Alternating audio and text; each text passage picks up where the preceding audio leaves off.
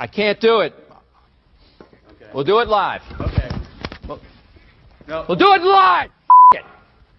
Do it live. I'll write it and we'll do it live.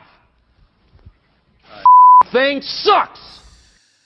And we welcome you in. It's Tuesday, November 19th. It's the Daily Puck Drop. We're broadcasting from the Limback Lumber Studios. Contractors, they got free deliveries for everything from whole house packages to homeowner DIY projects. Largest stock moldings in the Northwest. Old school service because they've been doing it since 1930. Give them a call at Limback Lumber. Ask for Matt and Mark. They're going to take care of you. 206-782-3487. Visit them at limbacklumber.com. Follow on all the social media platforms if you aren't doing so yet. Puck Sports on X and Instagram. Puck_sports on TikTok. Puck Sports on Facebook. If you're on Blue Sky, that's the original Twitter, which I don't know, is a little less toxic, but I'm going to tell you, don't worry, it'll become toxic soon. Also, Puck Sports on Blue Sky. Is it Blue Sky or Blue Ski? Blue Sky, right? Also, please, if you have not done so already, many of you have, and thank you so much for doing so. Please sign up to join Puck's Posse community membership. Link is on the QR code if you're watching on the stream. Also, you can just go to pucksports.com. $5 a month, just $54 a year. If you sign up for a year, you get a 10% discount. Benefits include exclusive content. There'll be live chats. And most importantly, just supporting the continuation of pucksports.com. If you like this, then support, please. Also, I should note that our exclusive off-season baseball diamond table with Ryan Divish, Adam Jude of the Seattle Times, Bill Kruger, Brad Adam of Root Sports, and then Jim Duquette from MLB Network Radio. These are all guys that were a part of the show during the baseball season. They are all, we've recorded it. It's done. It's going to be in the editing process here soon. That will come out Wednesday. Now, that will be exclusive to anyone that has signed up to the Puck's Posse community membership. I'll send out a link. Patreon is where you can watch and listen to it. So if you don't have Patreon, you just download the app, or you could just go to the website via your desktop browser. But that will be exclusive to Puck's Posse community memberships. It's going to be it's like over 2 hours long. It's ridiculous how long it is. I mean, the Divish Jude one alone is an hour. And it's great. And I'll be honest with you, we recorded it yesterday. I just get out of the way for all of those guys. I just got out of the way, and those guys went and talked, and it was awesome. It was awesome what they did. It was awesome with their coverage, and just great perspective on where the Mariners are at, what happened last year, and, excuse me, what's ahead for them. The Bill Kruger, Brad Adam is sensational. I mean, it's Root Sports After Dark. It's great. Jim's awesome with his perspective on what they should do in the offseason, how surprised he was that they brought Jerry DiPoto back. Kruger and Brad, though, are really, really good because, again, it's not like they go out of the way to be super critical of the organization, but also, I think that they just had a real honest take where they are at, with the organization moving forward. And also they have an update on Root Sports in that broadcast. So, again, that will be exclusive coming out on Wednesday. I am going to pare it down to like a 15-minute teaser that it will come out on Wednesday. We'll have no Divish this week on Wednesday. I'll play that instead, just kind of a mashup of all three, about a 15-minute clip that will play. But, again, the full show, like 2+ hours, and I'm telling you, it's the best baseball content you're going to get on the Mariners. Will be available only to the Puck's Posse community membership. But again, sign up. QR code is right there. Go to pucksports.com. Can also just I'll pull up the website for you. It's a real easy find and real just easy to sign up. Simple and just go there, sign up, and away you go. You will be able to get all of the content there for the baseball show that, again, will be coming out on Wednesdays. I'm just kind of sharing my screen. You see it right there, $5 a month, and, again, 10% off if you just sign up there for year. All right, coming up on the show today, it's a Tuesday edition of the Daily Puck Drop. We'll have Danny Kelly coming in about 10 minutes of The Ringer. Danny will sit down and we'll chat all things about the NFL. We'll also get into what else? We're going to get into obviously the Seahawks. There's some interesting note on the Seahawks from Matt Mayoko coming out of the game. You see it in the rundown. Seahawks benefit from a blown call. And I almost forgot about this. When they punted. Now, I'm going to get into it in just a sec. We'll talk to Danny about it a little bit more. Jake Dickert wrong. There's there's a video out there from Jake Dickert. We'll play in a second. In regards to the Oregon State game. We are taping Old Crimson Cougar podcast later today. I'm sure this will be a topic. All right. So we're going to get to that. John Canzano coming up at 10:45. Hey, what the puck at 11:30.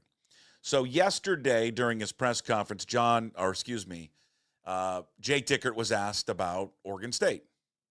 Hey, you've played all these teams you haven't really played before. Now you get a team that is a rival of yours that obviously you have a familiarity with. This was his response, and it's got a lot of emotion from a lot of different people.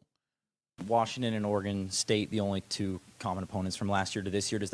How does that change, the last couple of weeks preparing for somebody you guys maybe haven't faced in a couple of years to now, a familiar team, like you said, new head coach? Well, first thing, I've never gotten into they're our buddy. Oregon State's not our buddy, right? You know what I mean? They would have left us as fast as we would have left them. You know what I mean? It just is what it is. It's one of our biggest rivals now. That's the way I've looked at it. And that's not bulletin board material. I just hope they would say it the same way. Let's go compete. We've been waiting to compete with these guys, right? So they've dealt with a lot of adversity. We've dealt with a lot of adversity. I think it's going to be energized. It's going to be a great, obviously their stadium's going to be packed. I think there's going to be a lot of Cougs there, So, I think it's an energizing football game. That's what I mean by that. And to know that this is going to be an opponent that we're going to play for a long time, let's go do it. Because all the ones I've been in my 4 years here have been heck of ball games. I'm trying to think back to 2020, 2021. Oh, man, we won at the last second in the 2-yard line, 22. Last time we went there, we kind of laid an egg. 23 last year. What a game that was. So it's been a battle. So excited to go back out there and really compete. Okay, so he's getting, and from Coug fans too, he's getting a lot of criticism for how he responded. Now I didn't see this until I'm running around doing stuff, and I got a text. I got a text from John Canzano, and Canzano was like, "Hey, what's Dickert trying to do here?" And I'm like, "Oh man, what did he say? Did he put his foot in his mouth?" And then I went and watched the clip, and I saw the reaction from a lot of Coug fans, including our own Jim Moore, who I think will be back on tomorrow, and we'll tape Old Crimson later today. And I don't get it. What did he say that's wrong? It's true. All of it. It's the unfortunate reality of the situation. Listen, I don't like any of it. I wish the conference was still around. I wish every team would have stayed together. I've made that perfectly clear. And they have been attached at the hip, obviously, because they were the only two teams left attached at the hip. But I guarantee you, and he's right. He said the truth out loud, and it has bothered people for some reason. I don't know. Do people not want the truth said out loud?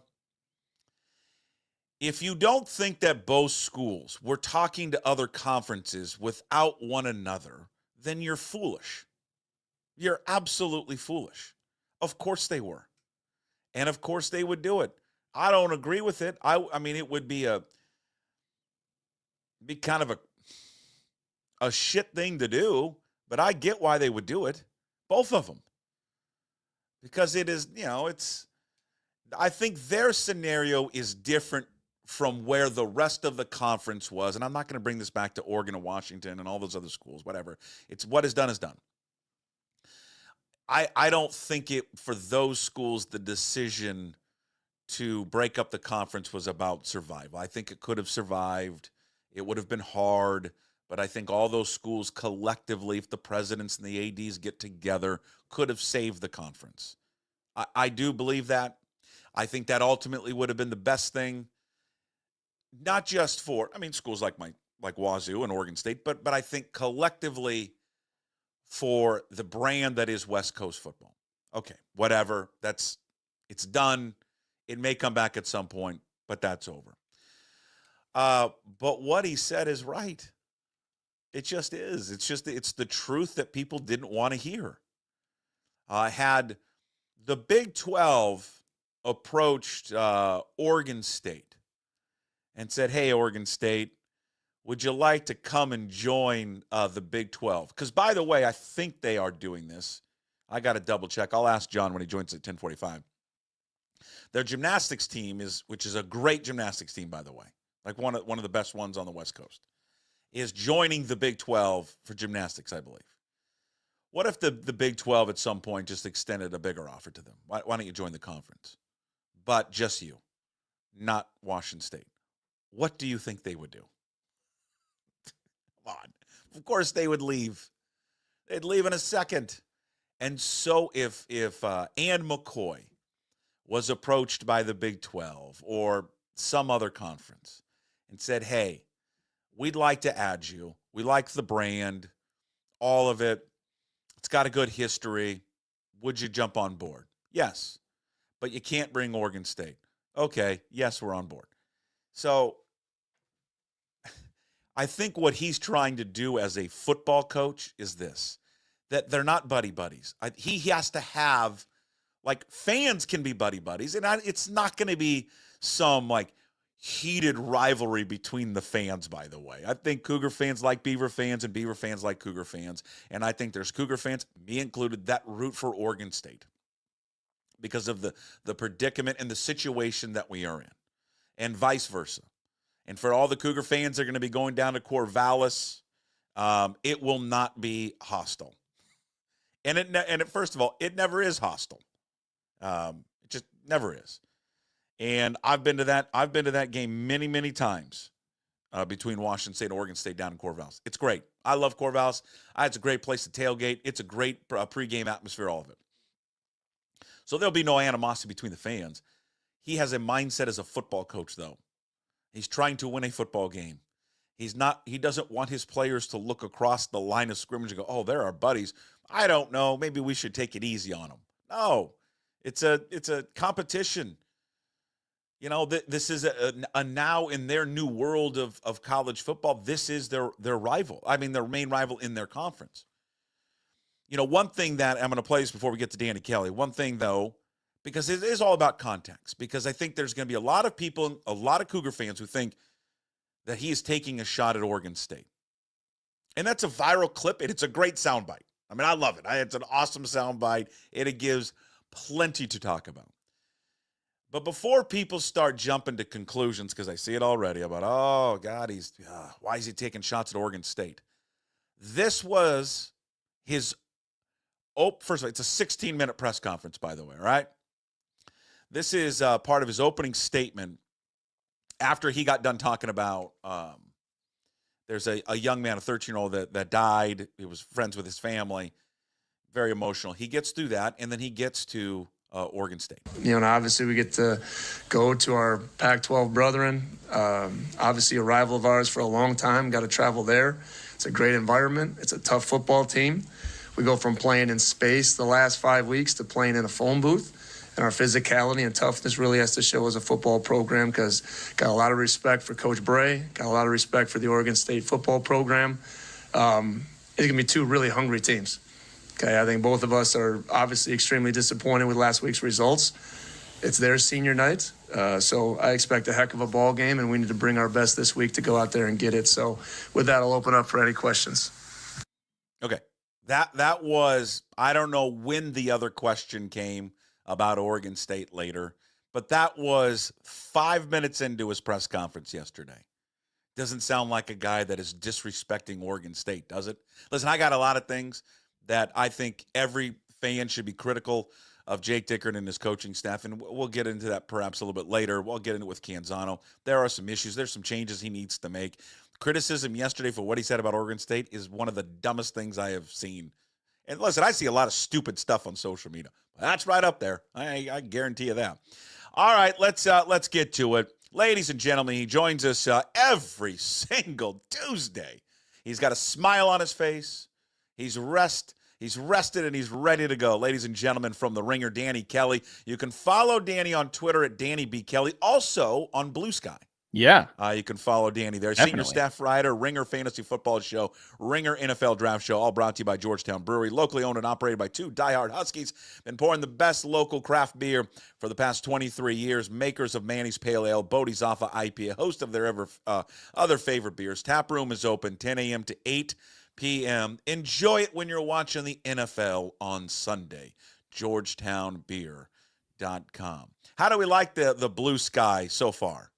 Old school Twitter. Yeah, it does. It just feels like, I don't know, 2012-ish, Yeah. 2011 of era Twitter, Yeah. where everyone's nice to each other and everyone's getting to know each other. It's like, hey, this is a cool new thing. Let's hang out. It's got that vibe to it. And it's also, by the way, I just like that it like looks just like Twitter. They didn't. It looks exactly like old Twitter. They It's didn't try and like crazy. change anything, which is great. Yeah.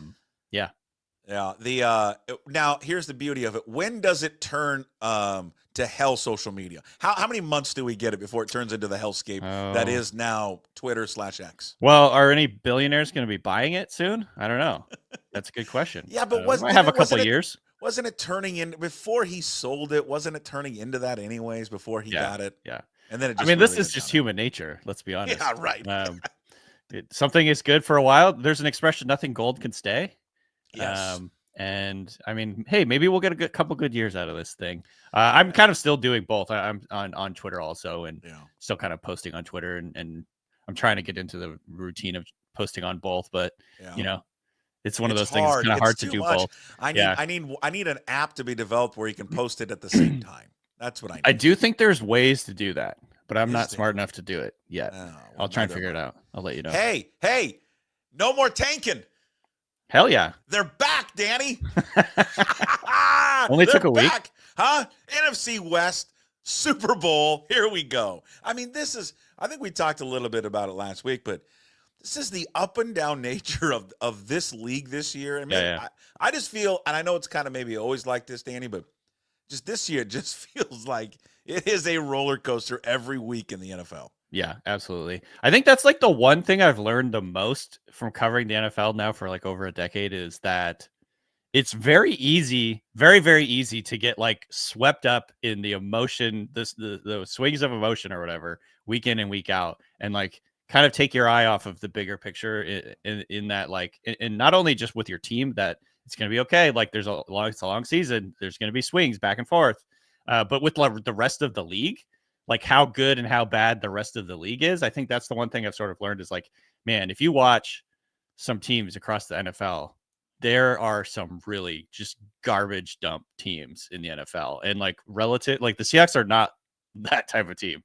You know, they're competitive. They can win. I think they can beat pretty much anybody, and they could lose to anybody Right. also. They lost to the Giants. How did they lose to the Giants? I think, and I mean, not that's just gonna lost, be the Danny. game. They got their asses kicked. That's going to be the game if like it's a close playoff race at the end of the season. We're going to look back and be like, what the hell was that? Also, losing to the Rams, honestly, that was tough last week. Yeah, yes, but I also, it's the Rams, and I don't know why. It's just like that team gives them problems, but for sure, I think just like in terms of the one that got away, but I think I don't know. That's like the context that I think you kind of get when you cover the whole NFL is like, man, the Seahawks, like this situation's not as bad as it might seem. You know what I mean? Like there's there's some train wrecks in the NFL this year. And the Seahawks are not one. So it's encouraging from that point of view. Obviously, like everyone would love if the Seahawks were 10-0, but yeah, I mean, I still think this is a competitive team. Their defense looks so much better over the last 2 weeks. Seems like they're turning a corner. And I think I've mentioned this to you before, but I think like one of the main reasons that that Pete Carroll was let go, fired, whatever you want to call it, is just over the last few years, he hasn't been able to slow down Sean McVay and Kyle Shanahan. Last 2 weeks, the defense has played those two guys' teams pretty well. Obviously, they lost that Rams game. They should have won it. But the defense, I think, played well. And so, like, there's a little bit of proof of concept happening right now with the defense playing well against Shanahan and McVay in back-to-back weeks. Like, I think that's something that I'm pretty encouraged by. What stood out to you about their performance specifically against San Francisco defensively? I don't know if there was anything in particular. It just felt like they were a little more disciplined in where they were supposed to be. Yeah. There were some really nice tackles in space, which I think was one of the things that's always frustrated me the last few years is like the tackling has been really bad. I don't know what the broken tackle numbers were in this particular game, but it felt pretty good. Like when Debo was out in space, they were rallying to the ball, tackling him. When McCaffrey got the ball on swing passes, they were rallying to the ball, tackling him. That was just my impression. I think that's, that's big picture. I would have to go back and like really dig in to see if I'm right about that. But it just felt like a more disciplined, good tackling, and kind of like get in your lanes. And I think, maybe something's starting to happen here with this defense where they're coming together. Yeah, I think you go back, to the Broncos game, right? And I remember that first game of the season thinking, God, look at this team, man. They're just tackling so much better. They look so great.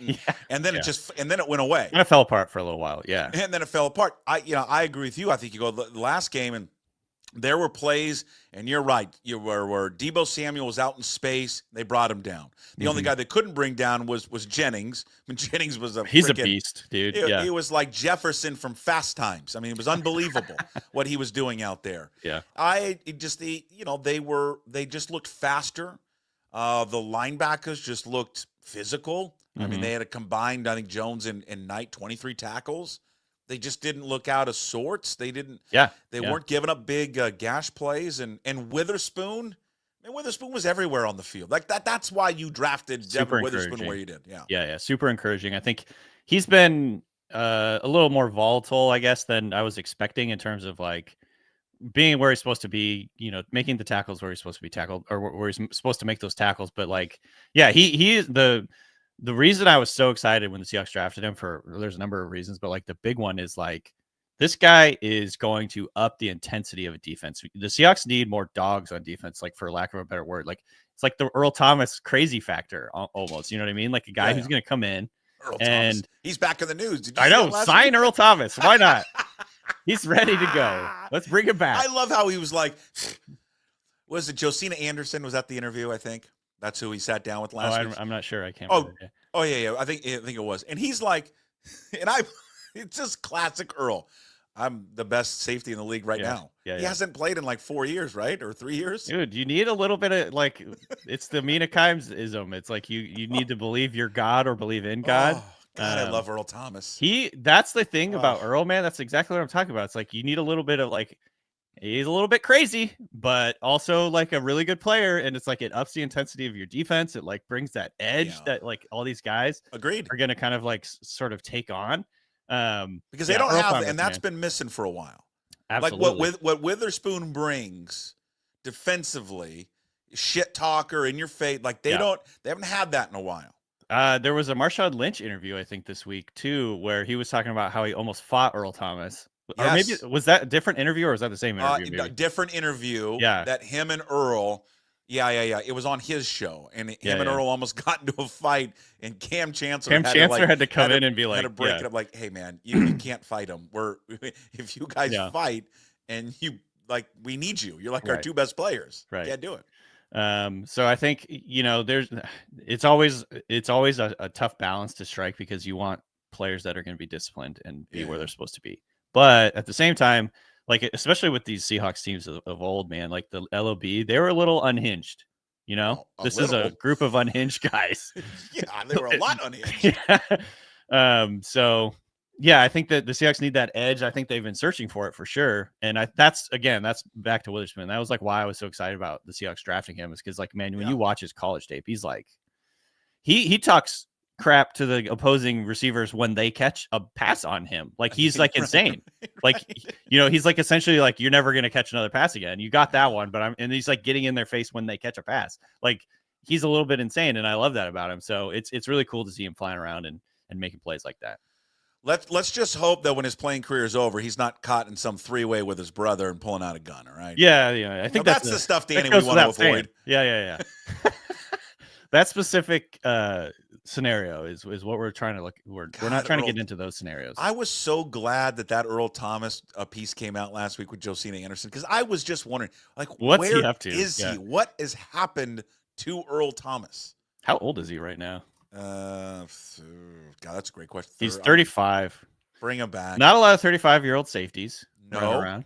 He wants to coach, though.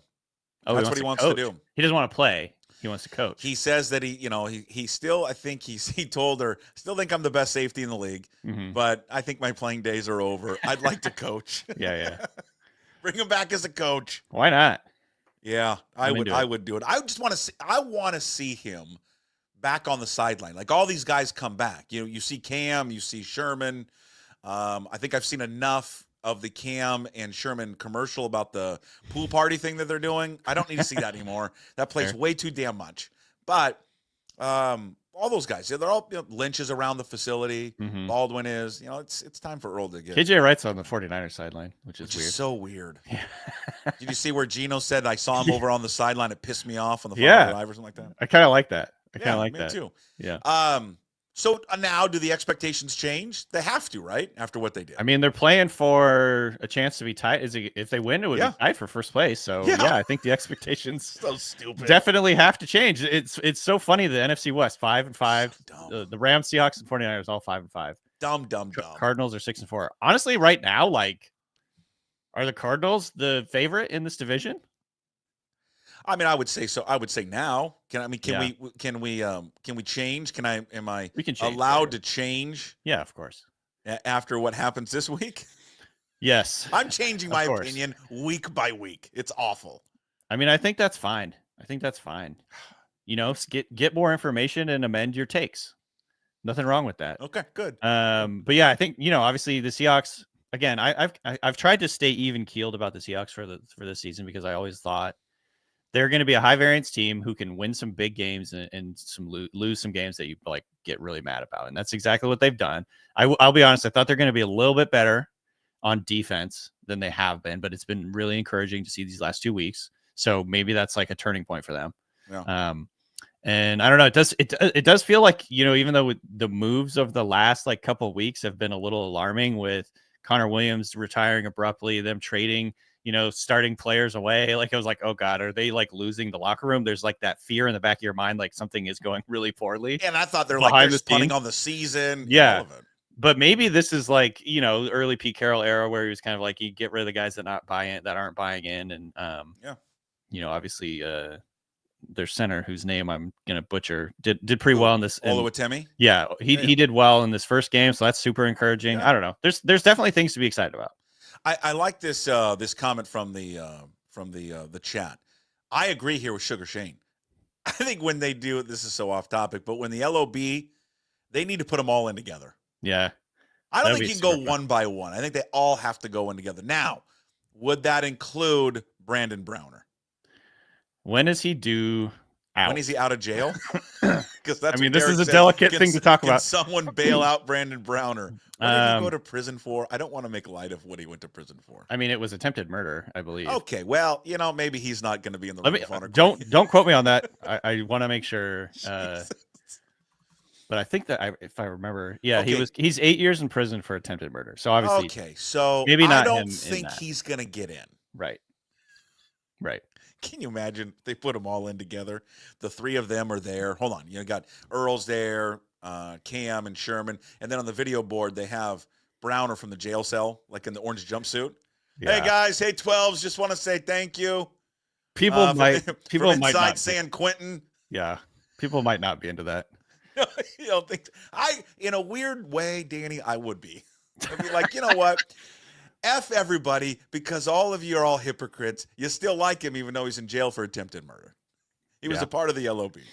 Who is the official LOB right now? I guess it would just be the Sherman, Browner, Cam, and Earl. Do you count Byron Maxwell in that group? Or are you counting some of the other guys? I can't even remember off the top of my head. Jeremy Lane? Are we counting him? That's a great call. Now I probably not those guys, but I see those guys because they're kind of on the outside, and then they kind of came in. Yeah. To me, when I think of the LOB, I just think of those. The four main. Yeah. That makes the sense. four horsemen. Yeah. That's who I think of. Bring them all man. together. Put Good them all in times. the ring. Good of honor. times. I feel like this is off topic or not off topic, but it's like the LOB really spoiled us Seahawks fans, man. Oh, Like basically John Schneider drafting like a handful of like maybe 3 or 4, I don't know, depending on how many get in, like Hall of Fame players within the stretch of like 2 or 3 years. Yeah. Man, those are some fun times. Those are some good games. I mean, you can make an argument that 3 of the 4 should be in the Hall of Fame. Yeah. I mean, a legitimate argument. Cam's Cam's gonna be. He's gonna have a hard time getting in. Earl is, I think, just the way maybe things went for him late. No, I mean Sherman for sure. Sherman for sure.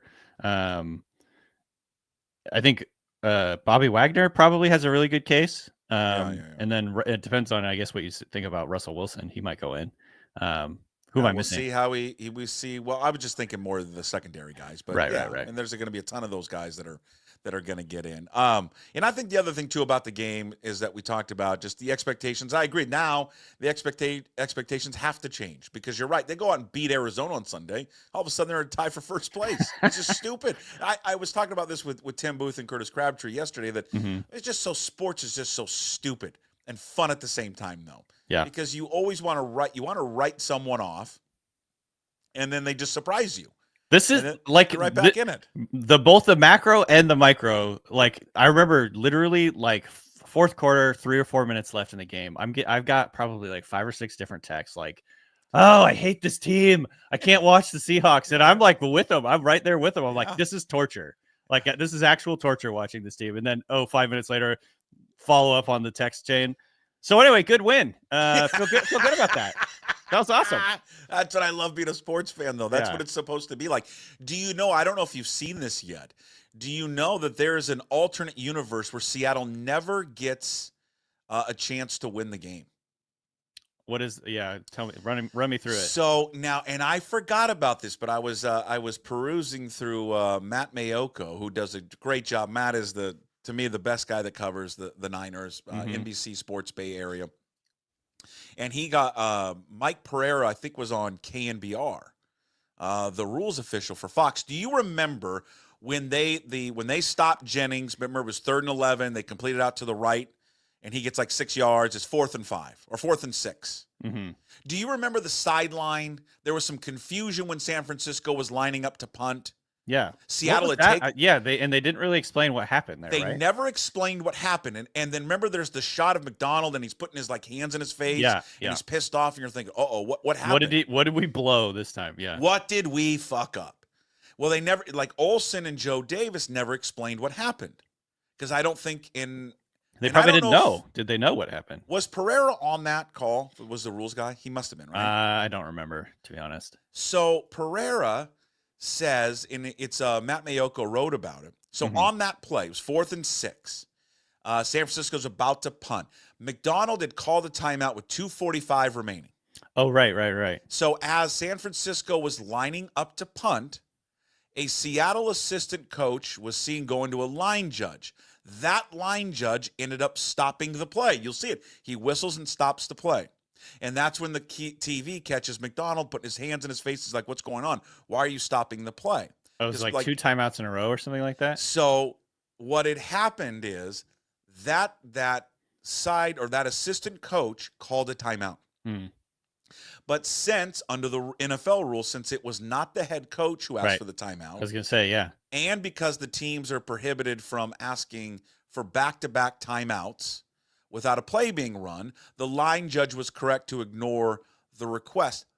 But, here's the but, the rule book states, if you go read Mayoko's piece, the rule book states that if a timeout is inadvertently granted, which it was, because he whistled it dead, the timeout must stand, the timeout is charged, and a 5-yard penalty is assessed. San Francisco they would have had a 4th and 1. Should have had the ball 4th and 1 from 37. God, and brutal. Because Shanahan talked about it yesterday, they're going to do one of two things. They're either going to go for it, most likely probably go for it, seal the game, because you get it, you're going to seal the game. They're inside Seattle territory. They're at the 42. Yeah. They're at the 42. Yeah, exactly. Or they're going to attempt a Jake Moody field goal. My God. 55-yarder. So, if he So makes basically, that, it was just the referees just kind of messed it up. yeah, and yes, they fucked up, and then you can see the ref going over there to the line judge going to McDonald later, because I went back and watched it again this morning, and he's like, put his hand over his mouth. Yeah, hey coach, we really effed this up. Okay, I got a family. I got kids that need to go through college. I don't need this to be a big deal. So what we're gonna do, coach, is we're just gonna say nothing happened. Never mind. And we're gonna move on. But yeah, they were the benefit of a blown call. Wow. Who was the assistant coach is going to running around? I don't know. This loose cannon over here. We got to find out who the loose cannon was. My money is on Leslie Frazier. He looks like a loose cannon. Yeah, because that is the rule. Like it has to be the head coach calling or the quarterback or whatever, someone on the field. Yeah. But once so he's correct not to honor it, right? But where he screwed up was giving them the timeout, saying, all right, ooh, and he stopped it, timeout. And then McDonald's like, just kidding. Yeah, we're not doing it. Yeah, so the Niners are all up in arms down there. But this is why sports is so dumb. Mm-hmm. Okay? Because let's say in that alternate universe that happens, they pick up the first down, they win the game. We're not talking about the Seahawks like, hey, they got a chance at the division still. Now we're saying F McDonald, F Schneider, blow everything up. Right. I mean, don't re-sign Geno. I mean, Geno comes back. Geno's done. Geno comes back and like makes a game-winning drive. Yeah. Now we're like, sign him to a new deal. No, I mean, I probably honestly would have been like that anyway. But of course. But it is funny. It's all that is the story of the NFL. That's like it in such a low there's just not enough games, you know what I mean, to like there's so much variance with the few amount of games that the teams play that just the craziest swings can happen in this league. You know what I mean? It's like in baseball, you play 162 games or whatever it is. And it's like usually the good teams rise to the top, right? Yeah. Because there's just so many games. And blatant like vulnerabilities tend to show up over that time period. Whereas in the NFL, it's like, dude, 16, 17 games. You can get lucky here and there and like win 10 games. Yeah. So that's what I love about football. But it is infuriating at times. It's wild. It's just wild that call, and they got away with one. Whatever. They can't take away. You can't take away the win. Joe Douglas out. So boy, Aaron Rodgers' experiment in New York has gone well. things are spiraling. You could say. Good Lord. Yeah, this is crazy. I mean, obviously, I expected the Jets to be much better. I expected Aaron Rodgers to be a lot better. In retrospect, it's like maybe I probably should have predicted this a little bit more. With Aaron Rodgers coming off the Achilles injury, he can't move. That's really affected the offense. Like basically, he has one of the, if not the shortest time to throw he's ever had in his career. He's just trying to get rid of the football immediately so he doesn't get hit. And it's affected the way that their run game works. The run game has gotten significantly worse from last year. It's affected the way their passing game works. Clearly, it's like a dink and dunk offense. Everything is really, really quick. Get the ball out, run after the catch. And it's just hard to do that. It's hard to make a living without explosive plays. And I think it's obviously affected everything. Then you add in like the personality things, the whole, just the baggage that comes with Aaron Rodgers in general. Like everywhere he's gone, he's worn out his welcome pretty quickly there. Yeah. He got Saleh fired. He got Douglas fired. He's probably not. I saw reporters say he's probably not going to be back next year with the Jets. Like he got Adams to come there.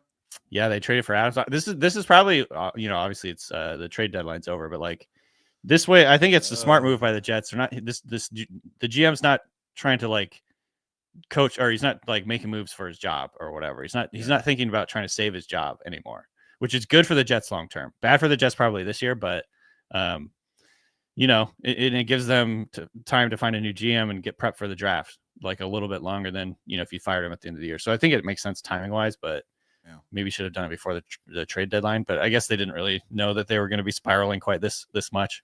Right. All right, real quick, rapid fire. Josh Allen, Joe Burrow, Jared Goff, Saquon Barkley, Derrick Henry, Lamar Jackson. MVP. Josh Allen. Yeah, that was a great play last week. Oh my God. Yeah. That was just a great play. It's almost like, I feel like it's almost getting overlooked because he seems to do these types of things so often. He's just so good. I mean, this is a 4th down and he just sees that it's a man defense. He just runs and breaks a couple tackles. Like, we have a bit on our show that, do you know who Lieutenant Spears is from Band of Brothers? Did you watch Band of Brothers? Yeah.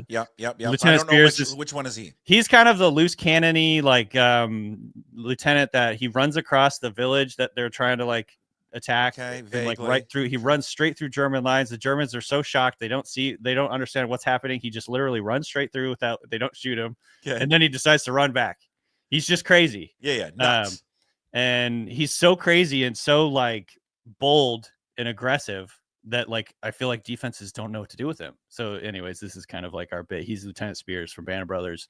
Just incredible heroics. And I think like, especially if you look at like the skill players and stuff they have, obviously getting Amari Cooper is going to be good for the long term, but he's still banged up. He hasn't been a huge help yet. If you look at the support system around him, it's like Josh Allen is carrying that team. So, I don't know. I feel like he deserves it. And this is almost a little bit of like a lifetime achievement award type of deal because he hasn't gotten it before. It's like, this is maybe his year. Yeah. I think Lamar, like, if I was really going to be a voter, at the end of the day, I think I'll end up voting for Lamar. But after this one game, obviously it's a narrative award as well. And so he lost and Josh Allen did the game winning run. So Josh Allen, I guess, this week. Okay. I love it. Waiver wire Tuesday. Yeah. Okay. People need help. Fantasy help. Quarterbacks are out. You got Cooper Rush. Six buys this week. You got Cooper Rush starting for your fantasy football team. He's got no other hope. Yeah. God. Well, give me a waiver wire pickup extraordinaire from Danny B. Kelly. All right. So I think the receivers are the good pickups this week. If basically anybody on the Browns right now, Jerry Jeudy, if he's still out there, he might be a little bit. He might not be out there on the waiver wire in your league, but if he is, go grab him. Elijah Moore for the Browns as well. Christian Watson for the Packers is playing more snaps. He's a bigger part of this offense. He's more first read targets. He seems to be coming on, and he's finally healthy. So Christian Watson, I think, is a good pickup. And then Quentin Johnson for the Chargers. He's going to be high variance. I don't know if he's really that good, but he's in an offense with Justin Herbert, who's slinging the ball around right now. They're passing at a really high rate. And there's a chance McConkey, who injured his shoulder in this last game, could miss a little bit of time. If McConkey's back, I probably wouldn't be starting Johnson, but if McConkey's out, I would. And then at tight end, the 3 guys I'm looking at this week, obviously, if Taysom Hill is still out there, grab him. He's on the bye this week, but after that, going forward, he's going to be a big part of that Saints offense. The 3 guys this week, Hunter Henry for the Patriots, Jonnu Smith for the Dolphins, and Will Dissly, our boy Will Dissly for the Chargers. All 3 of those guys over the last like 4 to 6 weeks, 20% target rate. That's obviously what you want to see from the tight end position in fantasy. They're a big part of the passing game right now. So go grab them if you need a stream of tight end. Okay. All right. Before we sign off, we do this every week. We put just anybody involved in the NFL. It could be a player, it could be a fan base, it could be a coach, it can be anybody. We put somebody on the barge. It's our barge of the week. There it is. We put him on the barge. Okay. Who did we put on last week? I can't remember. We ship them out to the Pacific Ocean, and they can survive on their own. Now, we can bring them back if we'd like. I think last week I put John Schneider on the barge, and I am bringing him back. All right. He's back. We saved him. Land ho. We flew in a Coast Guard helicopter. There we go. And we picked him back up. Nice. This week, I'm going to put on the barge. There it is. The I love that barge. I'm putting Aaron Rodgers. Oh, I was going to say that. Yeah, well. Rodgers. Yeah, he's on the barge. Put him on the barge. And he's never coming back. Put him in the dark. He could do another darkness retreat in a shipping container on the barge. Yeah, we'll put him in one of those shipping containers. Yeah. Aaron Rodgers going on the barge. I mean, what a disaster. How many more people can he get fired? Let's see. Let's see how it goes. Yeah. I mean, he can fire everybody. It's unbelievable. It's ridiculous how many people you're gonna put on the barge. Hey, one more thing. Two more things quickly before John Canzano pops on, and we'll talk college football. Where do you want Deion to land? Deion Sanders? Yeah, where do you want him to land? The Raiders. Oh, The Raiders. Oh, you know what? I keep thinking Cowboys, obviously, with the connection Oh, there. yeah. Then I think the Jets. But damn it, you're right. The Raiders. God, that's There's perfect. a lot of whispers right now The Raiders. amongst the people. Because he that- has a real connection with Brady, doesn't he? that I don't know, but I think from a like excitement, get people rallied, get people into this team. Yes. This is what you got to do. Draft Shadur Sanders, sign Dion as the coach, and make a lot of money. Probably not going to win a lot of games right away, at least. But yeah, they do have. I don't know. They have a lot of talent. Where's their team. draft stock right now? Where are they picking? Pretty high. Let me see. I think it's going to be after this week. They are 5th. They're 2-8. They've lost 6 in a row. They're not going in the right direction. Okay, so they could get him. Yeah, they could get him for sure. Yeah, they're in their position right now. I think Cam Ward might be the favorite to be drafted the first. Okay. Giants might take him. Right now, Okay. the Giants are ahead of Vegas, so Okay. that could complicate things. But there's a lot of season left. The connection is that I think Shador worked out with Tom Brady. Like Yeah. Tom Brady kind of took him under his wing. Yeah, that's what I'm saying. Like, there's whispers amongst the people. I actually heard Dan Brugler, who knows better than probably anyone. Dan's great. He said on his show the other day, or maybe it was the Yahoo show. I'm sorry. He said he kind of like threw it out there. He's like, I could see it. I wouldn't be surprised if Shador ends up in Vegas. And I'm like, That's perfect. I'm clocking that. I'm remembering that because I think he's right. I think there's a real strong chance of that. And I'm guessing he probably has a little bit of inside info on that too. So That's so good. yeah. He's perfect. You know who else is perfect? Who's that? Danny B. Kelly. Perfect. Thank He's you. a perfect person, and he's sponsored by a perfect brewery, Georgetown Brewery. Follow Danny on Twitter and Blue Sky now. Danny yeah. B. Kelly, senior staff writer, Ringer Fantasy Football Show, Ringer NFL Draft Show, all brought to you by Georgetown Brewery, georgetownbeer.com. What do you guys got cooking up at the Ringer right now? What do you want to promote? We're doing a live show on YouTube today at 3:45 p.m. Pacific time. If you want to join us there, that would be much appreciated. You can hop in the comments and maybe we'll read your comment on the show. Awesome. Thanks, Danny. We'll talk to you next week. All right. Sounds good. There he is, Danny B. Kelly from The Ringer. In case you missed all of that episode, will be available later up on YouTube. When you go there, hit the subscribe button, please. Also available, as all shows are, individually, up on Apple, Spotify, wherever you find your podcasts. And, of course, one-stop shop up there at pucksports.com. Let's transition over to some college football. And he's wearing. Why are you wearing the San Francisco Niners hat? Hey, Seahawks kicked your ass. I know that's why I'm showing how loyal I am. I'm not a front runner. Yeah. And someone asked me, they said, do you root for any teams? Of course I root for teams. Like I got into this business in the beginning. My passion was fueled like everybody else's as a sports fan. But unfortunately, my NFL team not doing well, not looking good. Everybody's hurt. I'm afraid if I have this hat on for too long, I may pull a hammy or something. We'll see. John Canzano's with us. He joins us every Tuesday to talk college football. It's brought to you by Zeke's Pizza, best selection of pizzas and local Northwest craft beers. Visit Zeke'sPizza.com for more. You can follow John on X at John Canzano BFT, and you're on Blue Sky too, but it's just John Canzano there. You can find me anywhere. I'm everywhere and anywhere.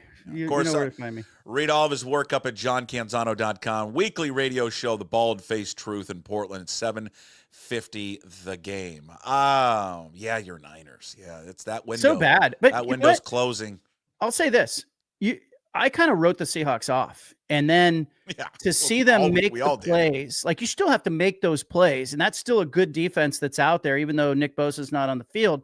Like that's a good defense out there that the Seahawks rallied against. I think it gives you a lot of hope. That division is brutal.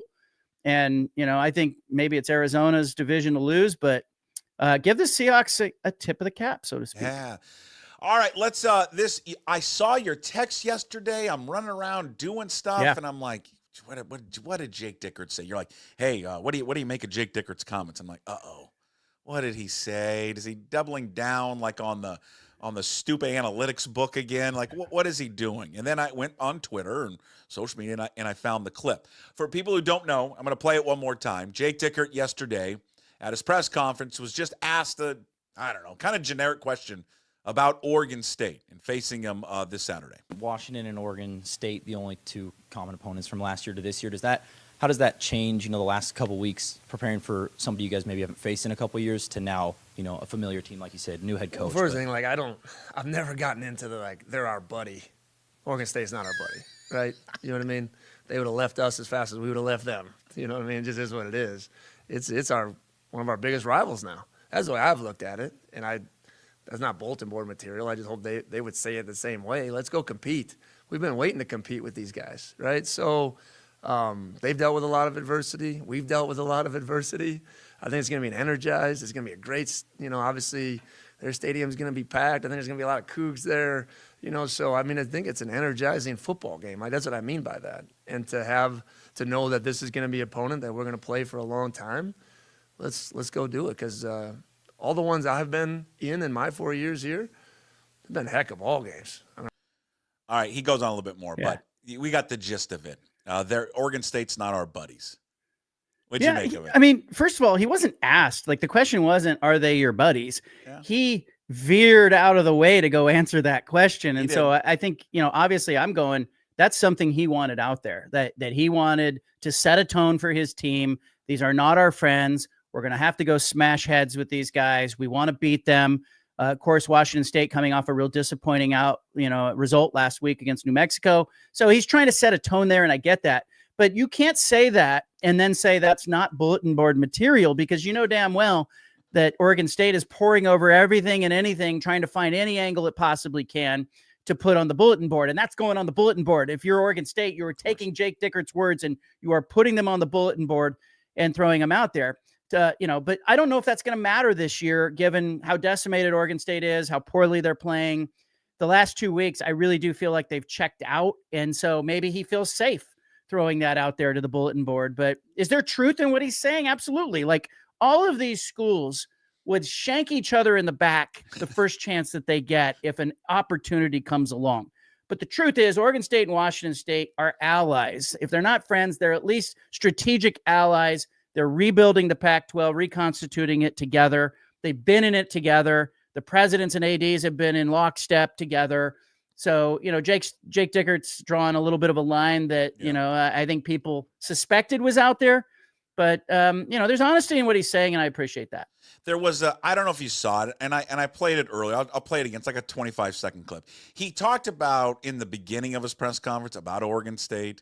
And I guess this is more in line with what people would want to hear from him. Our Pac-12 brethren, obviously a rival of ours for a long time, got to travel there.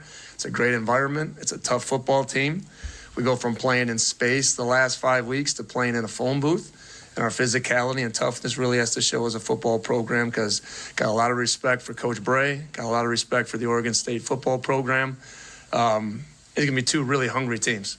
Okay, I think both of us are obviously extremely disappointed with last week's results. It's their senior night, so I expect a heck of a ball game, and we need to bring our best this week to go out there and get it. So, now that's before that's in the beginning, and then he answers it later. I agree with you there, because the question wasn't, are they your buddy? You're right. He wanted that out there, and I think he wanted it out there for his team to be like, listen, we're not going to line up across from them and go, hey, let's shake hands and hug. We got to kick your ass. Yeah. Because we got our ass kicked last week. And Oregon State's an easy mark right now. Look, I went to Colorado Springs with them last week. I was down on the field before the game. It was quiet.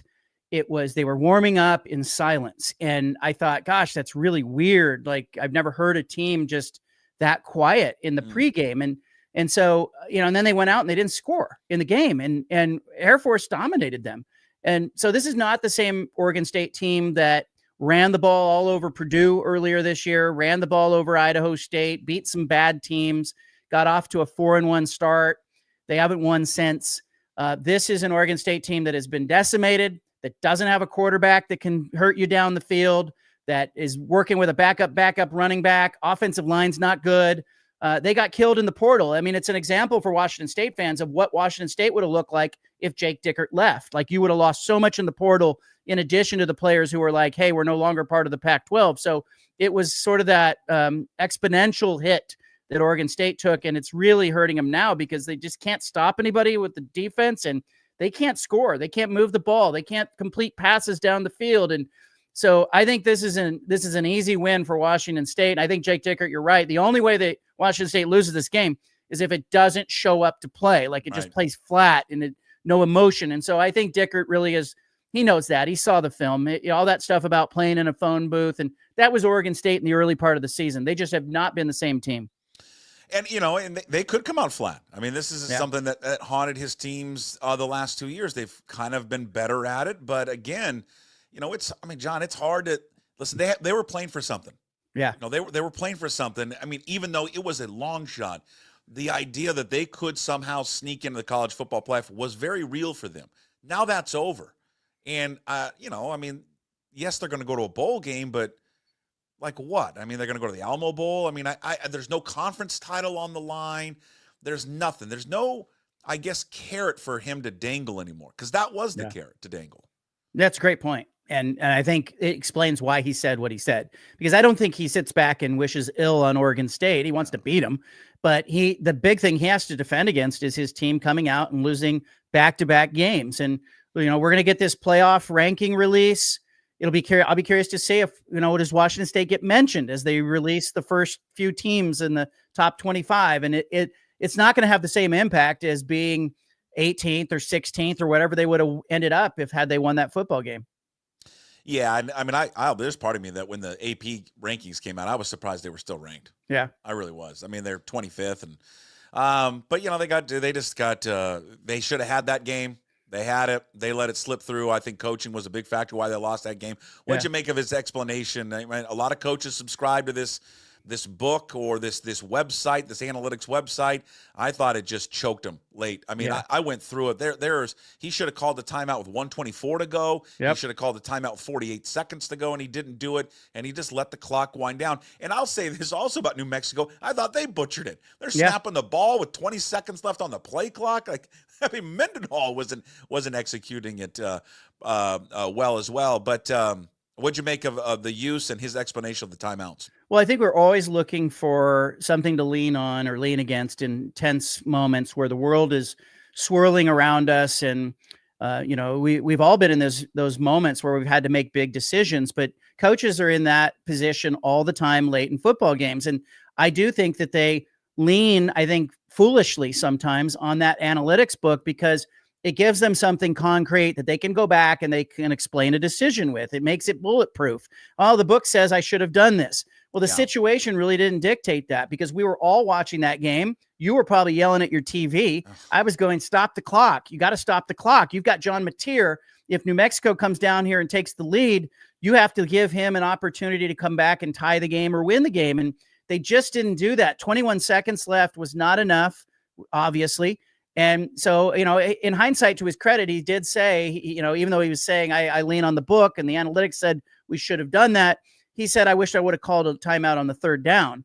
But, I watched BYU in the end of their Kansas game. There was a little bit of that gamesmanship going on too, because Kansas was calling timeout, and Kansas had an opportunity to put time back on the clock, and they were worried about BYU taking the lead at the end of their game. So I just think it was Jake Dickert leaning on the book, but knowing in his heart, I think he blew that. Yeah, I just there's some decisions I think he's going to have to make in the offseason. I, for one, would like him to just relieve his defensive coordinator right now of his duties, whether he wants to stay on the staff or not. That's clearly up to him. I think he should take over the play calling duties on defense. Defense has been an issue all season long, and I just knew in the pit of my stomach, I knew that defense was going to cost him a game at the end of the year. I thought it'd be Oregon State the way they were playing, but I was so scared of New Mexico watching them play the week before against San Diego State because of that quarterback, and they had zero answer for him. Well, you look at New Mexico's season; they've been in one-score games often, right? Yeah. So even though they weren't winning some of those games, they were in those games to the end, and so they proved they could do that. But I think the opener, even against Portland State, I came away going, "Gosh, Portland State moved the ball a little bit on Washington State. That surprised me."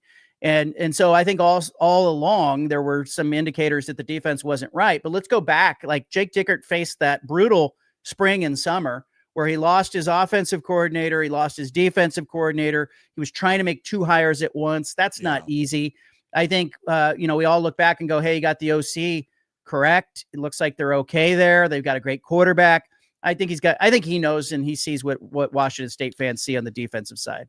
I'm not sold on the OC, and I'm not so. I've never been sold on this. And next time he comes on, I'm going to ask him because it just doesn't fit with the style of play that he talks about.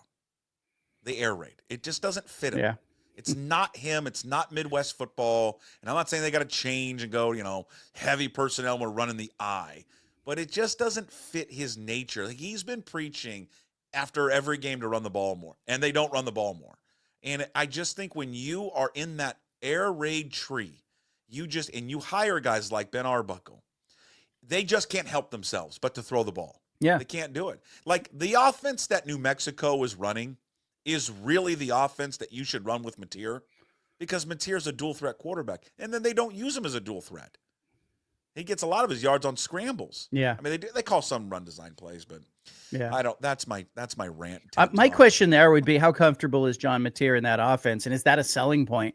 If John Mateer is saying, hey, look, I don't love playing in this offense, I need to be in, a different style offense, I'm listening if I'm Jake Dickert, because if that's the thing that can glue Mateer to Washington State, you do it. I mean, listen, I don't know. Who's the backup to Dylan Gabriel? It's either Austin Novosad or it's the kid from the transfer from UCLA, Dante Moore. Yeah. Like him and that, I'll tell you, Mateer and Oregon's offense. Yeah. It's scary. Yeah. I mean, it's zone read, use his legs, pull the ball up and throw a quick slant over the middle. Yeah. When Oregon's playing that game, though, with the backup quarterback, they're playing it as more of a trying to preserve a redshirt year. And, so people are like, hey, if Dylan Gabriel got hurt, I think it would be Dante Moore. But if it's just a guy coming in for a series here or there to end the game, maybe it's Novosad. So everybody, I think we all know that Oregon's season ends if Dylan Gabriel gets hurt. I mean, that, knock on wood. Yeah. What did you make of their win? Scrappy won. It was probably too close for comfort against Wisconsin. Yeah, they played 8 straight weeks, and they were on the road for multiple weeks. They looked tired to me. They looked tired the week before against Maryland to me. And I kind of waved that off, and I go, oh, these are young guys. But they just looked fatigued, and I can't ignore it. And, I think good teams win games. I'm not as panicked as everybody else. I think every season, when you look at championship teams, you look back and you find a game here or a game there that they barely survived, they escaped out of. They found a way. I didn't love the fake field goal late in the game by Dan Lanning. Kick the field goal, rely on your defense. I get it. He was trying to end the game right there, but if you're going to do that, you want to go for it, put Dylan Gabriel out there and run a play. Don't have your punter running with the football. Like that's not where it's Nolan Ryan throwing a knuckleball with a 3-2 count and the bases loaded. Like give me the heat. And so I didn't love that, but Oregon's going to get a week off and now it lines up nicely for the Ducks. They're, potentially in this Big Ten championship game if they can beat Washington, and I think they're going to beat the pants off Washington in 2 weeks. I think they are so focused on that game because of what has happened, Dan Lanning, over the last 3 meetings, that I think Oregon's going to show up in a frenzy for that game. But I think they're getting a week off here. Then they're getting Washington. Ohio State's got to play Indiana and Michigan in the lead into that Big Ten championship game. And so I think the strategy long-term is paying off for Oregon. They're going to be number 1. They're going to be undefeated, but I think they're getting a little bit of a break here and a little bit of a respite. What do you like in that line? I think the line I saw is 20 already. You think that goes up or down? I think Oregon's going to be there have been some moments where you look at, you remember when Washington put, I think 50, 60, 70 on Oregon? 70 was Jake Browning down there. Yeah.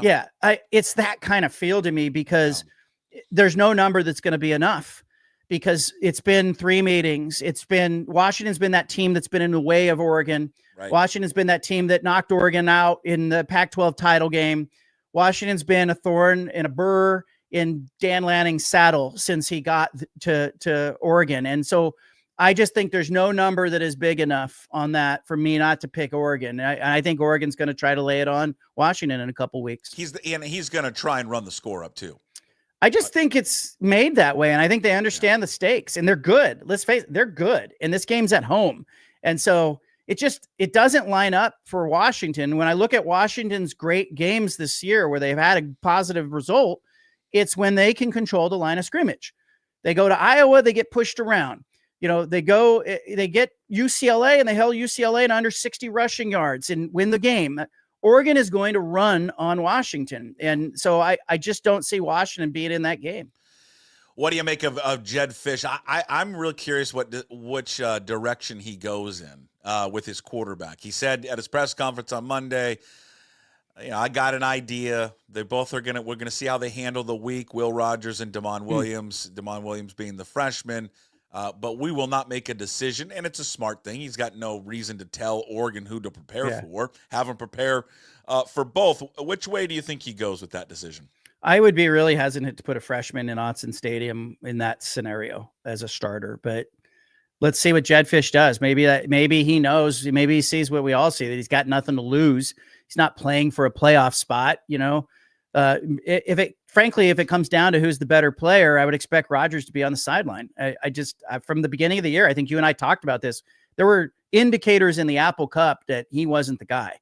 So, the freshman's the better player, but do you throw him into this situation knowing it's a hostile environment? And do you accept, hey, some bad things might happen, but this is going to be a great learning experience for a young quarterback to go into that environment, knowing that could cost you a pick six or some miscue. I don't know. We're going to find out, but I don't think it matters. I don't think it matters who Washington starts at quarterback. There's nobody there that could lead Washington to a win over Oregon. Yeah, I mean, it's a hell of a thing. It's a hell of a thing to ask anyone, hey, you're going to make your first collegiate start. Hey, it's going to be down there. It's a frenzy environment. Whatever is it? What is it? Almost 60,000 people. Yeah. Number one team in the country. They're looking for blood. See, I think the mistake for Fish was to not do it last week. Yeah. See, I think Fish should have done it last week. You're at home. It's not as a tough as opponent, UCLA, and you could have just surprised them and trotted them out there and be like, oh, my God, UCLA hasn't – because remember, there was just some whispers about it, and then you spring it on UCLA, and all of a sudden now UCLA is like, oh, my God, what do we do? We're preparing for Will Rogers, and that would have given Williams – a game under his belt, and then you go to Autzen. So I think he screwed it up. Yeah, but if his intention is just to start Rodgers all the way, maybe he didn't. Like maybe his whole thing this week is just it's a red herring, right? Like, hey, Oregon, prepare for either guy. But I don't think it matters. I mean, bring Geno Smith. It doesn't matter. Like Oregon will beat Washington at Autzen Stadium in 2 weeks, and I'm not out on a limb there. No, I don't think you're out on a limb. A successful season, do you think? That's been kind of a topic this week. Let's say they go finish 6-6. Is that a successful year under Jed Fish? It is, but I think we're finding out from these coaches like Kenny Dillingham at Arizona State, like the job is building the roster, right? And so he inherited, I think, low expectations from Washington fans who were coming off a magical season and getting to a bowl game. I think you save face with that. You can recruit to that. Washington's got resources. It belongs in the Big Ten. So now the job is, what does Jed Fish do from here to next spring and then into fall camp? Like, that's the job. Kenny Dillingham mastered that job. You look at the coach at SMU, mastered that transition. Indiana's coach mastered the transition.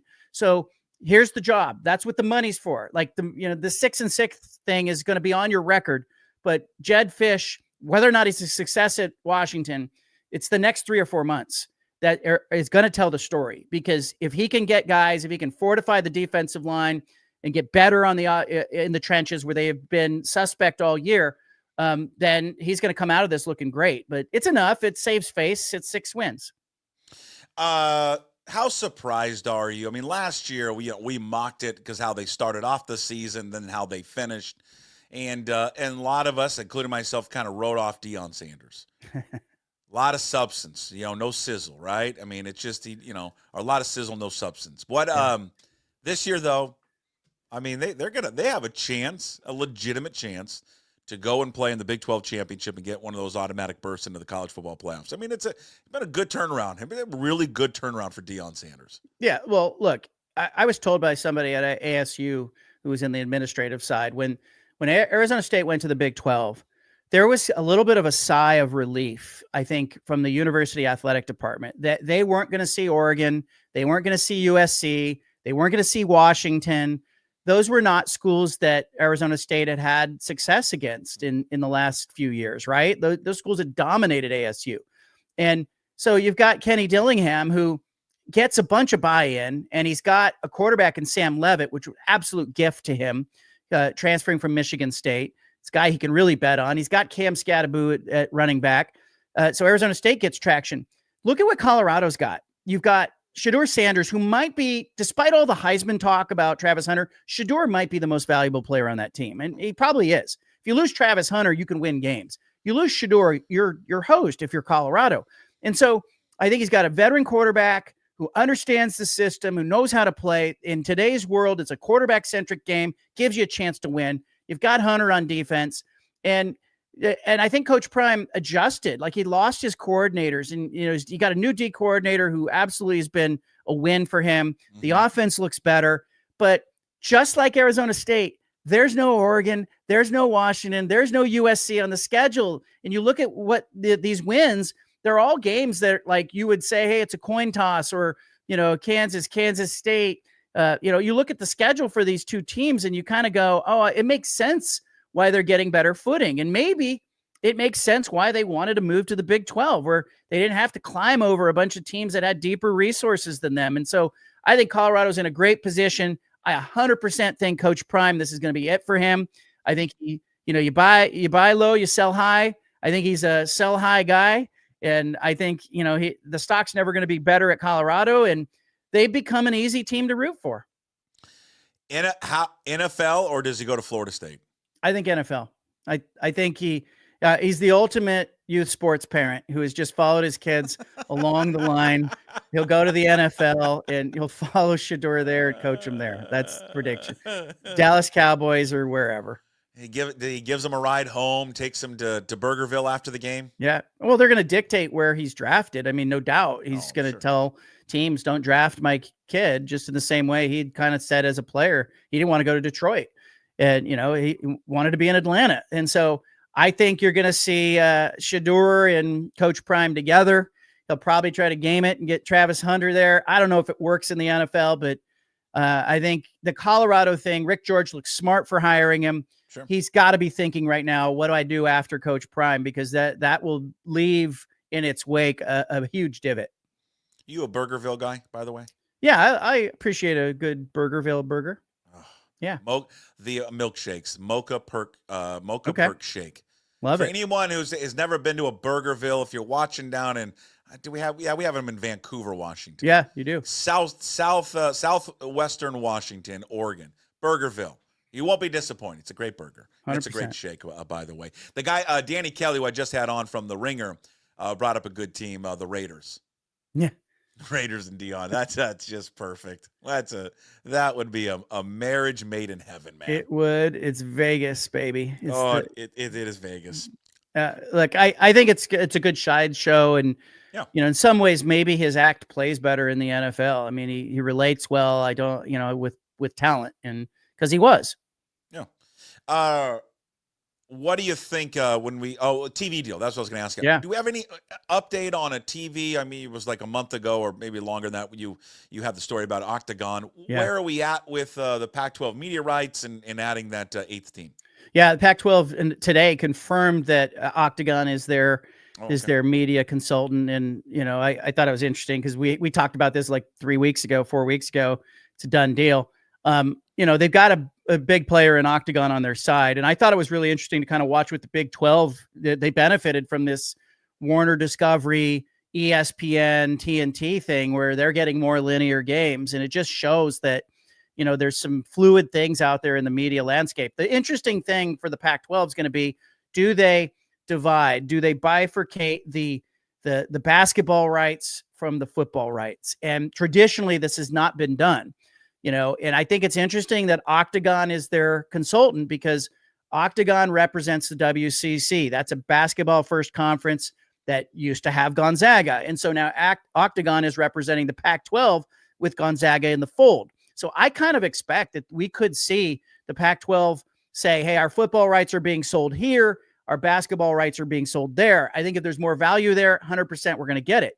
Then it becomes, who do they add after? Well, I think they're going to look at those media partners and go, okay, who do you want? Because from a strategy standpoint, it makes a lot of sense to go back after Memphis and Tulane and maybe even UNLV and try to add 3 in the next bite, right? Because if you do Memphis, Tulane, UNLV, you destabilize the American. You take 2 teams that are cracking the top 25. You've got 9-win teams there. You certainly make your conference champion look like it's going to get into the playoff in most years, if not all years. And you have this great basketball conference that's also a pretty good football conference. And so there's some strategy there. But I think if the TV partners say, hey, look, those markets don't bring enough value, Tulane, Memphis, then maybe they go back after UNLV and they try to just make this a regional thing that kind of sews together the conference for now. And hey, look, that's that extra member that gets you NCAA compliant. I'll be really curious to see what happens, but 100% Puck, like all realignment, this will be dictated by the TV and the media partners. How much sway? Have you seen the comments from Lane Kiffin about the college football playoff, about the championship games? Yes. Yeah. Where he for people that don't know, Lane Kiffin, Ole Miss has got 2 losses. Where the discussion among the coaches is some in the SEC don't want to go to the SEC championship game, which is crazy because if you lose it, then you've got 3 losses, and losing despite getting to the SEC championship game. Yeah. If you lose it, you're likely knocked out of the college football playoff. So he was detailing where there's some coaches like on a chat, a group text saying, hey Bubba, I don't want to play in that. Yeah. What do you make of his comments? There's been a lot of talk about the championship games in general. Like there's no need for them anymore. Get rid of Rick them, right? Neuheisel told me just last week, he said that his solution would be, because the TV partners are not going to give those up. They've paid for those games. Like they're not going to be like, okay, just eliminate the game. But his solution would be, forget the conference championship games. Let's have teams 10 through 16 in the playoff rankings play into the tournament. Make them play in games instead. You'd have huge audiences. TV would love those games. And, you replace the divot left by the conference championship game by creating the equivalent of a play-in game for the playoff. It helps with that problem because even though the committee's saying they're not going to penalize teams that lose those games, 3-loss teams, and depending on how you lose that game, if you're Alabama and you get boat raced in that game, that changes the narrative on your season. And so it's not just losing the game, it's how you play in that game if you're a 2-loss team. And so I think you're going to see some of that. And in the Big Ten, you have a bigger problem. Oregon is sitting here undefeated with 1 game left on the schedule. It has not clinched a place in the Big Ten title game. These conferences have gotten so big, Puck, there's not enough crossover. They're not playing head-to-head. The tiebreakers don't work. And so you have to go like to tiebreaker 3 or tiebreaker 4. Right now, it's Ohio State, Penn State, Indiana, Oregon, all still alive. And I don't even think it's going to get settled after this weekend. And so I think we're going to go into the final week of the season going, gosh, these 16-team and 18-team conferences are just too big because there's no crossover. We don't know who the best teams are. We don't even know who belongs in the conference championship game. So why are you playing it? You got 5 SEC teams that currently have 2 losses. Longhorns have 1. I mean, listen, this thing's run by the TV networks and Sankey and ESPN. The TV numbers that involve any team from the SEC just are monstrous. They know that. How many do you think they ultimately try to get in? Well, they're going to try to get 4 in, right? Yeah. And that's the number they're chasing, and they're doing a lot of pandering. And I find it really interesting as a guy who covered the Pac-12 when everybody had 2 losses. It was a bad conference. Now everybody in the SEC has got 2 losses, and that's real competition. There's just a lot of great teams in that conference, and the narrative is pick what you want it to be. But the SEC's earned a little bit of this because they have won these tournaments. They've been at the top of college football. Georgia, great example of that. The Georgia fans are real nervous, going into last week's game because they lose to Tennessee, they're out, and they feel like they might be the best team in the country. I'll still say this, Puck. When I look at the rankings, I go Oregon, Ohio State, I go Georgia, I go Alabama. Maybe there's one other team in there. Those are the teams that could win it. And so I personally have a hard time when I look at this going, gosh, who do we eliminate if these SEC teams are not supposed to be in it? But that's why you play the regular season. And if you can't finish in the top 2 or 3 spots in your conference, you shouldn't be bellyaching about, oh, our conference was tougher or whatnot. Your conference champion against everybody else's conference champion. We're going to find out who was good. But I will go back to that.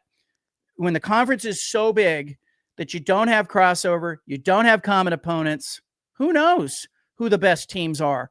And everybody's knocking Indiana because their strength of schedule is bad. And I get that, but they don't control that. They might be the best team in America. We don't know. We'll find out this week. They're not going to play Oregon, right? So they get Ohio State this week, and maybe we get a glimpse. But I have people in the SEC footprint who are emailing me going, I don't think Oregon's good. I don't think Ohio State's good. They haven't played anybody but each other. And I'm just kind of rolling my eyes going, all right, nothing matters but what the SEC does. That's what we've been told for years. Yeah, and I get the SEC fatigue. I totally get it. I would just say as a college football viewer that sits, on the couch and watches football and tries to watch as much college football as he can, what I just see a difference in talent, physicality when I watch the SEC play. And I just see with all of the teams it's that play in that. Defensive line is where you see it the big. I asked Mike Leach that when he got, to Mississippi State. I said, what's the difference? And he said, in the Pac-12, everybody had maybe one of those guys, or maybe the good teams had two of those guys that were going to the NFL on the D line. He said in the SEC, the backups are going to the NFL on the defensive line. Those guys are NFL defensive tackles. And that was the biggest, he said, you can go get quarterbacks. It's the D tackles. We can all see it. And, I also had a university president tell me, as long as we're talking about the SEC and the Big Ten, that the best thing that could happen in this tournament for college football, in particular the Pac-12 and the Big 12 and the ACC, is somebody not in the Big Ten and the SEC to make the championship game and prove that an outlier can punch in there. And even Miami is an outlier punching in there, or somebody like Colorado, if they can get the right matchups, or Boise State getting in there. That would be great for college football, but let's see what happens. And we might have the same old in the Final Four. Well, and it would just garner more interest, right? Because what we've with all this college football, we've squeezed out the regionality of it. That's what we've done. And so if a Boise State could somehow pull off a miracle and win the whole damn thing, it'd be great. Well, it'll be matchups though, won't it? I mean, it's going to be really interesting to see, like, if Oregon ends up as the 1 seed, or maybe if they lose to Ohio State and they end up as the 5 seed, right? And what the matchups are, if you're the 1 seed, who are you playing? Are you playing Boise State, or, does Boise State get the 4 seed? I think we're going to learn a lot about, the 1 seed may have a tougher path than the 5 seed, and not a week, not a week off. And it's just going to be really crazy to kind of see how it lines up. And would you have been better off as the 1 seed or the 5 seed? And that's one of the questions that's hanging out there. He is John Canzano. He's brought to you by Zeke's Pizza. You can go watch this episode up on YouTube. Subscribe there to YouTube if you haven't done so yet. Also, you can listen to it later on Apple, Spotify, wherever you find your podcast. Of course, pucksports.com. Again, Zeke's Pizza brings you John Canzano every single week. You can follow John on Twitter, /X, John Canzano BFT. Also on Blue Sky, John Canzano. On all of his work up at johncanzano.com. Listen to the radio show at 7:50, the game down there in Portland. What do you got cooking at johncanzano.com right now? I just posted a column this morning that, you look, if you need a heartwarming human interest story, it's about a reader who was a diehard reader of johncanzano.com, who 89-year-old woman, diehard college football fan. She passed away. I got a letter from her son. I didn't know she was out there. And I got a letter from her son. It just broke my heart. I wrote about her and the connection that we all have with sports. Her son was, as she's in her 80s, she's widowed, she's alone. And what does she have to talk about with her son? She talked about sports radio, and she read my column and would call her son and say, hey, did you read this? And it would give him something to talk about. And so it's a reminder amid all this ugliness and the money and the realignment that the stuff that brings us together is still the sports, and it's still working. Nothing brings people together more than sports. Yeah, I agree. Nothing. All right, John, we'll talk. Hey, not next week, Thanksgiving. We're going to give the Thanksgiving week off for all of our audience at pucksports.com. Okay. One, because I'm leaving town. So you enjoy. Have a wonderful Thanksgiving. Pumpkin or pecan? Pecan. Yeah, good call. White or dark? Either. I'm not picky there. Yeah. I'm taking both. Good gravy, though. Good gravy. You win with gravy. Best side? Really good stuffing. Or my mom makes this Jello that almost should be a dessert. That's got like fruit in it and like fruit and whipped cream, and it almost should be a dessert. I mean, frankly, but I almost use it like cranberry sauce with the turkey. Okay. All right. Have a wonderful Thanksgiving. We'll see you in a couple weeks. All right. Take care. There he is, John Canzano, johncanzano.com. Go read all of his work up there. Listen to the radio show at the Bald Face Truth down there in Portland, Oregon. All right, before we get to Hey, What the Puck and wrap up the show, we're going to get to that in just a quick second. We didn't get to it earlier in the show, but Ichiro and Felix are on the Hall of Fame ballot. Listen, Ichiro's going to go in. The debate will be about Felix. As much as it breaks my heart, I don't think Felix is going to get in, and I probably don't think he should get in. He's not solely to be blamed. I think a lot of it, if the team was better around him, and I know that pitching wins aren't important anymore. You go back and look at all the 1-run, 2-run games this guy lost. You know, what we had a term for it. He got Felixed. I mean, he made 418 starts. He had 169 wins and 136 losses. I mean, you know how many more wins this guy would have if this offense and his team was just a little bit more competent? Maybe someone's gone out there and done the research. God bless him. I don't know where his total would be. I think had his team been better, the wins would have been more. I think voters still look at that type of stuff. It would have changed the way the voters look at him. Fact is that he never got to go into the postseason. I think plays a part into it. He never got to experience him, you know, on that level. And I think, you know, had he gotten a start in the postseason, and had he been, because there was a period of time he was one of the most, if not the most dominant pitcher, especially in the American League, I think it would have garnered more interest for him. Maybe things changed the way we look at numbers now. Remember, I mean, he won a Cy Young Award with what? I don't know, what was he? He had 13 wins, 14 wins. You know, and voters looked at more than just the wins and losses. So maybe they'll put him under the microscope, and at some point he'll get in. I hope I'm wrong, but I don't think he gets in. Now, for Ichiro, clearly he's getting in. He'll be a first ballot. And what will be the debate is, will he be unanimous selection? No, he won't be. Because there'll be someone out there, and again, I hope I'm wrong, there's going to be someone out there that is just this old curmudgeon baseball writer who says, not on my watch. And that's the problem with these people. Not on my watch. When Ken Griffey Jr. wasn't a unanimous winner, I was like, fuck off. All of you. You're just doing it to do it. And of course, it was the one guy who plays for the Yankees is the unanimous winner. Ken Griffey Jr. was the most beautiful baseball player ever created. Ever. It easily, just a no-brainer that he should have been unanimous winner. Should have been the first one. But they wanted to save it for Rivera. Maybe Ichiro does get in. It'd be interesting to see how voters treat him now by combining all the stats. Because if you combine the stats from Japan, he's the all-time Major League Baseball hit king. He surpasses Pete Rose. Because combined, he's got 4,367 hits. If you combine his stats in Japan. Now, in the U.S., just with MLB, 3,089. American League Rookie of the Year, MVP in 2001. He had 10 consecutive All-Star games, 10 consecutive Gold Gloves.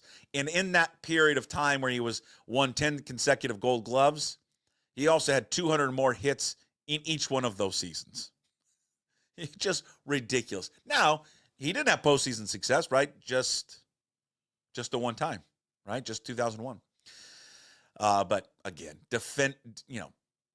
he's a polarizing figure a lot, but defensively, base running, speed, offense, to be the first Japanese position player to really do it, incredible. He should be unanimous, easily should be unanimous selection of the Baseball Hall of Fame, but I just got a feeling, I think you got a feeling too, there's just going to be someone out there that's going to go, okay, not on my watch. I'm not going to make him unanimous winner. All right. Hey, What the Puck is all brought to you by Restoration One of North Seattle. They are your restoration company. Folks, they are just going to take care of you, the fine folks, Trent and Derek over there at Restoration One. Your restoration company lets you avoid the stress of water, fire, and mold damage with their property restoration services. Locally owned and operated. Make them your first call when damages affect your residential or commercial property. 206-817-8917. Visit them online, restoration1.com. You see on the stream here, on the video stream, we've got it up there. And apparently we have some bomb cyclone that's coming here. Is this bomb cyclone hitting tonight or tomorrow? There's going to be damages to your home, and there's going to be damages to your commercial property. It looks like. Make restoration1.com, the North Seattle franchise. Make them your first call if something does happen. We don't want anything to happen, obviously, but there may be something on the coming here in the next 24 to 48 hours with the bomb cyclone happening. Here's the thing with this bomb cyclone. They always do this, and then nothing happens. Okay, they overhype this. I mean, these TV stations, I'm going to tell you, man, Como, King, Cairo, Fox, they love this. They can't wait. They're going to have everybody out there in the eye of the bomb cyclone. They love this stuff. But again, Restoration One, North Seattle franchise. Give Trent and Derek a call. Again, 206-817-8917. They're going to take care of you if anything does happen here in the next few days. All right. Hey, What the Puck? Jake Dickert's got a lot of problems, okay? And a lot of the issues that I have with this team right now has nothing to do what he said yesterday about Oregon State. If you've got your panties in a bunch about what he said about Oregon State yesterday, I just kind of laugh and roll my eyes and move on. Again, was he asked a direct question about Oregon State and then said they're not their buddies? Not really. He wanted that out there. What is not going to get played is the video I played earlier of in the first 5 minutes of the press conference, him praising Oregon State. They're not their buddies. They're the opponent this week, for God's sakes. He's got to beat them. And Oregon State's not having a good season. They know that if they can get this mythical Pac-2 championship on Saturday at home on senior night, you don't think those seniors want to kick their ass? Want to beat the shit out of them? He's got to get his football team prepared to stop looking at Oregon State as their friends and more as their enemy and more as their rival in this new age of college football. That's the point he's trying to get across of what he said, in his press conference yesterday. That's the point. He's trying to get them to understand that, hey, just because we lost to New Mexico and just because we lost that carrot, and I think it's going to be a real worry this week. Maybe not so much to get to Wyoming, but a real worry this week. Because the motivation of playing and finishing out this season was the outside, I'll repeat, outside shot of sneaking into the college football playoffs. That's now gone, disappeared. There's going to be a lot of letdown. This interesting week of practice, what is it going to be like? How long will it take him to get over it? All of that. That's a huge factor for him. So what he said yesterday is more of a direct comment to his team and no disrespect to Oregon State. What people getting there upset about this or just want to be upset about something. That's it. There's other issues with this team. I've said it before and I'll say it again. I think he'd be moved. I think Jake Dickert would be wise to move on from his defensive coordinator, Jeff Schmedding. I don't see it. It has been a problem all year long. You can make the argument that it doesn't matter who they'd put in there because of the personnel they have. It's just not good enough, and I think there's some truth to that. There's not a lot of playmakers in that front seven. There's a couple, but there's not enough, especially at the linebacking position. Not enough guys on the edge, speed, physicality, all that. But the system is broken. There's just – I've been saying it all year long. I just had this – I knew it was going to bite him in the end. I just knew that defense was going to bite him in the end. Because, and John's right, from week one against Portland State, it has been a problem. I was stunned how they played against Washington. I was stunned. But that one game, they played their asses off defensively. But it is They made zero adjustments this last week. They knew what was going to encounter them with that running quarterback. They saw it on film, and they did nothing new. Nothing. And they just let a team run the same play over and over and over again. If he doesn't want to fire him and move on, replace him, take over the play calling duties. He's a defensive coordinator. Call the defense for the last 2 weeks. That's what I would do. And then take a real long, hard look in the offseason, what he wants to do. And I think he should also put the long, hard look under Ben Arbuckle. I think there's some good with Ben Arbuckle, but I also think there's some things as a coordinator that I just scratch my head at every game. He had a game plan that was working to perfection in the first half, mixing in the run pass. He starts the third quarter in the second half and completely goes away from it and just decides, I'm just going to throw the ball all over the place. Why? You had a defense dropping 8 people in coverage. We saw that with Leach and Jimmy Lake. You run against that. He's got good running backs. Do it. And he just went away from it. And I think that, the one thing that I would say about John Mateer is an absolute weapon. He's in part a weapon because of his legs. He's a better runner than he is a passer. That's clear. The way that New Mexico used their quarterback is really the way that Ben Arbuckle should use John Mateer. Not so much, the scrambles are great, and he gets a lot of stuff, a lot of yards off that. But use him in the running game more. They use him a little bit, but not enough. That this year's offense, knowing that he's not a true air raid quarterback, that he's more of the dual threat version, this should have been more of a zone read offense this year. Heavy zone read. Heavy. They don't run it nearly enough, barely at all. They should be all that. And, rip the ball out, throw the quick slant. That's what they should be.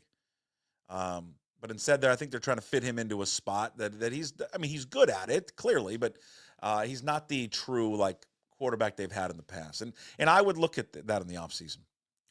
Maybe if it's a deal breaker for Mateer, hey, if Arbuckle goes, I'll go. But it would be something that if I were Jake Dickert, I would look at it. It's never, air raid is never truly for me fit the personality of Jake Dickert. Ever. All right, that's it for Hey What the Puck, brought to you by Restoration One of North Seattle. Your restoration company lets you avoid the stress of water, fire, and mold damage with their property restoration services. Locally owned and operated. Make them your first call when damages affect your residential or commercial property. 206-817-8917. Visit them online at restoration1.com, the North Seattle franchise. In case you missed any of today's show, of course, it will all be available up on YouTube later. Hit the subscribe and like button there on YouTube. Also, all episodes up on all the podcast platforms, Apple, Spotify, wherever you find your podcasts. And, of course, always up at pucksports.com. We do the daily puck drop every day live at 10 a.m. In case you're listening to this later going, oh, you guys go live. We go live every day on YouTube, on X. Also, Puck Sports mobile app on iOS for Apple users. That's been out forever. If you are an Android user, the Android app is out on Google Play. Download it today. If you're an Android user, please tell me, give us some feedback. Let me know what's working, what's not working. We'll need some feedback from people on that Android app. But if you have an Android phone, great news. I promised it was going to come. It's taken a lot of time to finally come. But Puck Sports mobile app is available on the Google Play Store. Also, as I mentioned before, and I'll just mention it one more time, sign up and join Puck's Posse Community Membership. There's a sign-up link on the stream that you're watching. You can go to pucksports.com. You can search, as I have the website up here, the patreon.com. Just search Puck Sports, sign in there. $5 a month. You get a discount if you sign up for a year. You get exclusive content that's going to be coming soon, live chats, and really just supporting the continuation, if you like this product, supporting pucksports.com. So if you like it, sign up and subscribe. That would be terrific. As I mentioned before, our Major League Baseball or MLB offseason diamond table one-off show is coming out this Wednesday, 2+ hours. Ryan Divish, Adam Jude of the Seattle Times, Jim Duquette, MLB Network Radio, and then Brad Adam and Bill Kruger from Root Sports. We did a show that is coming out on Wednesday. We'll have about a 15-minute snippet of it that I'll play on Wednesday's show in lieu of Divish coming on. But the entire show will just be available for the Pucks Posse community members. And again, it's 2+ hours. It's great. It's awesome. You're going to love it. It's really, really good. It's a must listen. Critical thoughts, critical ideas, and just where this franchise is at right now. And has the public trust been damaged beyond repair? That's been a big theme of all 3 interviews that we did do. Just another reminder, we're off all next week for Thanksgiving. We'll be back on December 2nd. And so just a reminder, no daily puck drop coming up next week for Thanksgiving. I want everyone to relax and have fun with your family. Enjoy the turkey and pie and all of it and the crazy cousins and aunts and uncles. All right. We'll talk to you tomorrow on a Wednesday edition. That will include no Ryan Divish, but I'll give you the snippet of our MLB Diamond Table off-season show. Also, stopping by on a Wednesday, of course, Rob Staten, SeahawksDraftBlog.com. We'll talk to you tomorrow. As always, we promise to be better. No shoes, no dice. Would anybody like to smoke some pot? Yeah. I was born to love you. I was born to lick your face. I was born to rub you. But you were born to rub me first. What do you need my address for? We'd like to send out a mailer. Mother of mercy, I don't speak Japanese!